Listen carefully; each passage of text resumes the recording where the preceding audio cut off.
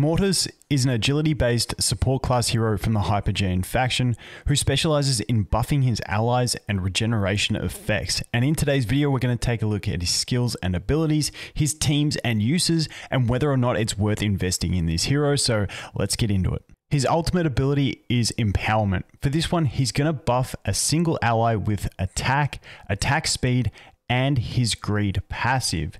Now this ability will last until the end of battle and it will prioritize the ally with the highest attack rating, and once they have the buff, he will prioritize the next ally with the highest attack rating, and so on and so forth. Next up is his passive ability, Greed. Now for this one, he's going to steal a percentage of an enemy's health and shield value when he attacks them with a basic attack. On top of that, also stealing some of their energy. And this is the buff that he grants allies when he uses his ultimate ability. Next up, we have the ability Blood Pact. For this one, Mortas is going to consume 10% of his current health to heal an ally for up to 4.5 times that amount. And then we have Devilish Deal. For this ability, Mortas allows the enemy that has regenerated the highest amount of health to instantly recover 10% of their max health. However, for the following 25 seconds, all of the health regenerated by the target is transferred to Mortas instead. His signature item skill is Trickery. For this one, when his normal attacks critically strike,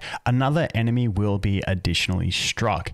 However, the damage will be reduced and no additional effects will be triggered. On top of that, his normal attacks that are buffed by Greed now have a small area of effect. And finally, we have his furniture ability, Deadly Redemption. For this one, when an ally benefiting from the effects of Empowerment dies, Mortas will take back the additional attack and attack speed from that ally, then deal AoE damage where the ally was standing. At level 3, this can be procced once per battle, and at level 9, it can go up to 3 times per battle.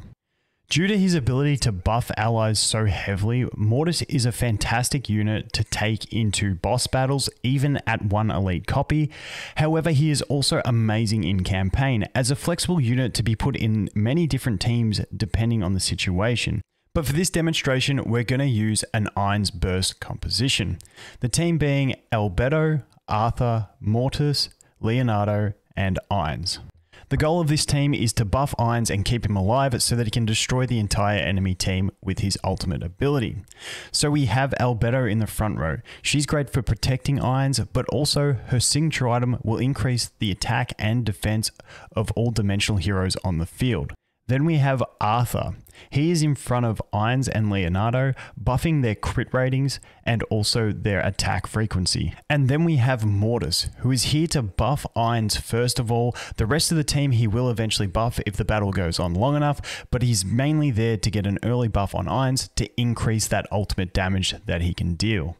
Then we have Leonardo. He's here to control the enemy team. He's in the back middle, so his abilities can hit all of the enemies. And then we have Irons, who will walk into the battle and start chanting, increasing his own attack rating, then receiving the extra buffs from his allies so that when he ultimates, it's going to destroy the enemy team. As for artifacts on Mortas, in most cases he's going to prefer Jura's Call so that he can get towards his ultimate faster and buff his allies as soon as possible. So with all that out of the way, how far do we want to invest into Mortas? The great thing, like we stated earlier, is that if you only have an elite copy of Mortas, you can still get fantastic use out of him, especially in boss battles, because he will buff that damage that his allies can deal. However, once you do take him to Ascended, we then look at the signature item and furniture.